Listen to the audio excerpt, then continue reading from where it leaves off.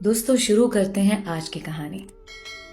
उस रात 11:55 पर बिस्तर पर नींद दराज होते हमेशा की तरह आदतन मैंने उसके नंबर पर टेक्स्ट छोड़ा, क्या कर रही हो। उसमें एक बात अभी भी अच्छी थी, वो इंतजार नहीं करवाती थी। उस रात भी सेकंड बदलने से पहले उसने मुझे रिप्लाई किया। सुबह 8 बजे मरी जाना है आउटिंग पे, पैकिंग हो रही है। फिर 2-3 टेक्स्ट के बाद राब्ता हमेशा की तरह मुनक़ता हो गया और मैं मरी के पॉइंट्स गूगल पे सर्च करने लगा। मरी का जिक्र आते ही अचानक मेरे जहन में एक ख्याल सा कूंदा, जिस पर यकीन की मोहर लगाकर मैं रूम लाइट ऑफ करके पुरसुकून सा सो गया। सुबह 4 बजे मेरी आंख खुली तो मैंने फ्रेश होने के बाद एक हैंड बैग तैयार किया और खुद की आईने में फाइनल लुक देखी। डार्क ब्लू जीन्स पर रेड शर्ट के साथ ब्राउन जैकेट पहने मैं बिल्कुल रेडी था। जितना वक्त उसे अपने शहर से मरी पहुंचने में लगता, मुझे अपने शहर से उस वक्त का 2 गुना ज्यादा फासला तय करना था। इसलिए मैंने 4 बजे का इंतखाब किया। मरी जाने के लिए मैंने अपनी ब्लैक पजारो का इंतखाब किया। जिस वक्त मैं मरी पहुंचा दिन के 10:30 बज रहे थे। पजारो से निकला तो मुझे मरी की बर्फजार पहाड़ियों के साथ यखबस्ता हवाओं ने वेलकम किया। गो कि मैं जानता था अब तक वो मरी पहुंच चुकी होगी। तस्दीक के लिए मैंने उसके नंबर पर अपना पैगाम भेजा। और पहुंच गए तुसी मरी? वही फौरन से रिप्लाई आया, अल्हम्दुलिल्लाह। मैं उसे बता सकता था कि मैं इस वक्त मरी उसे देखने आया हूं, मगर मैंने सोचा उसे ढूंढकर सरप्राइज करूंगा और फिर उसकी आंखों में उन फीलिंग्स को देखूंगा जिसे वो लफ्जों से कवर कर लेती थी। 2 घंटे बर्फ की दबेज तहों पर चलते उसे ढूंढते टांगे अब शल होने को थी। एक चीज मिस हुई मुझसे। मैं उससे ये पूछना भूल गया था कि उसका ज़ाहिरी हुलिया कैसा होगा। अब मुझे नदीदों की तरह हर उस लड़की को देखना था जो अबाया में मौजूद थी। इन 10 सालों में इतना तो मैं जान गया था, वो मरी आने के लिए भी अबाया का इंतखाब ही करेगी।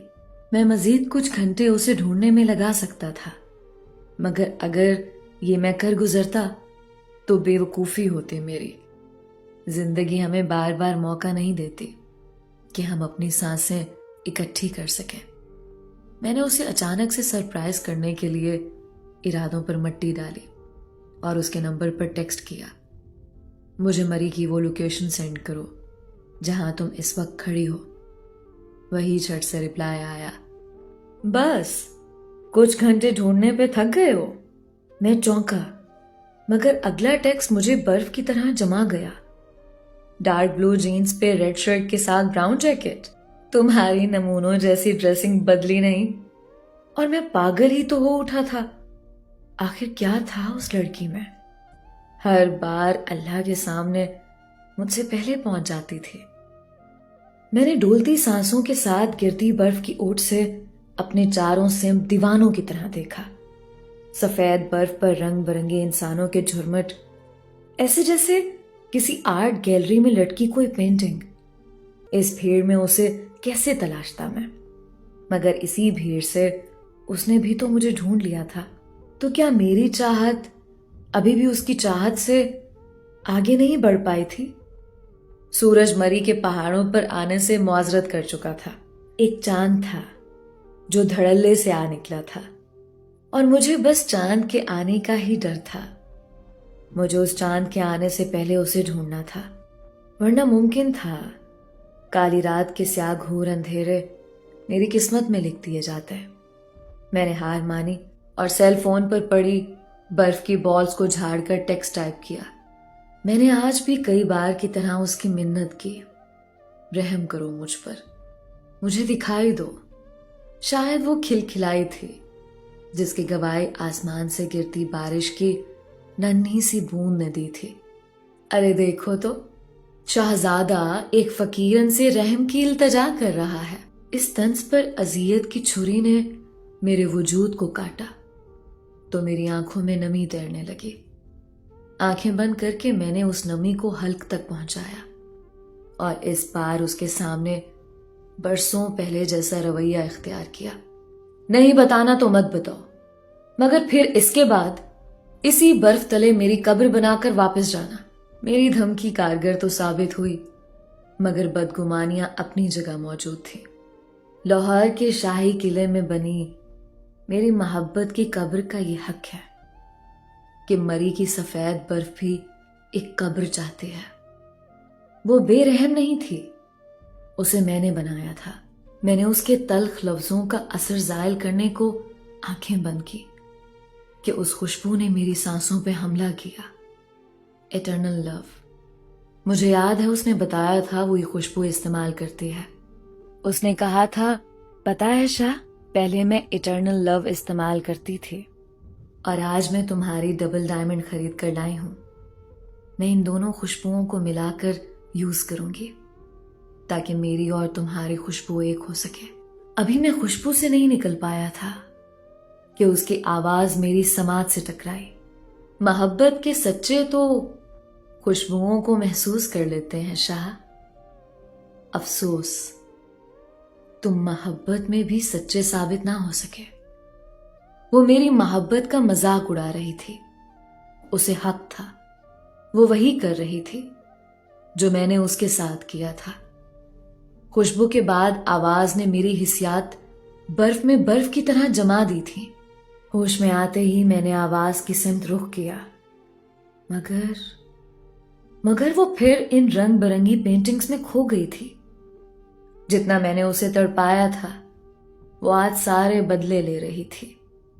جو بھی تھا بہت اذیت تھی۔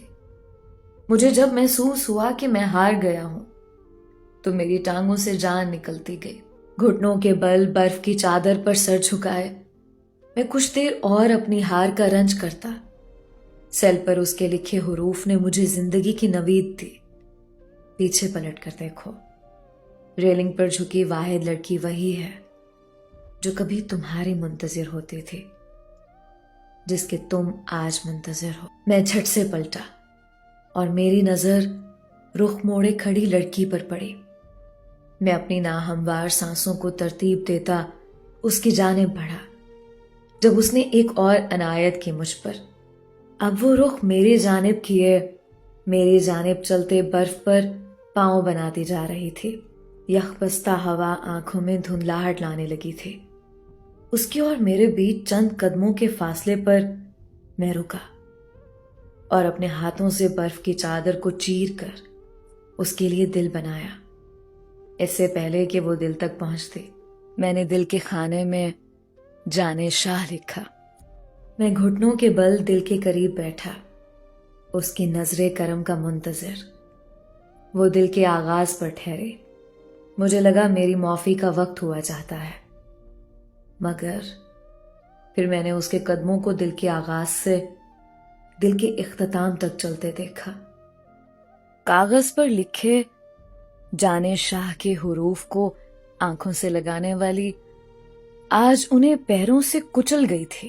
میری خوش فہمی اس طرح اڑی جیسے اس وقت مری کے آسمان پر برف کی گولیاں اڑ رہی تھیں۔ وہ میرے ہاتھوں سے بنائے دل کو اپنے پیروں سے روند گئی تھی۔ میرے آنسو برف کی چادر پر برف بنتے گئے۔ میرا جرم اتنی آسانی سے معاف ہونے والا نہیں تھا۔ میں اٹھ بیٹھا تو مجھے محسوس ہوا وہ ابھی تک یہیں کھڑی ہے۔ میرا رخ مغرب کی جانب تھا، اس کا رخ مشرق کی سمت۔ پھر اس نے بولنا شروع کیا۔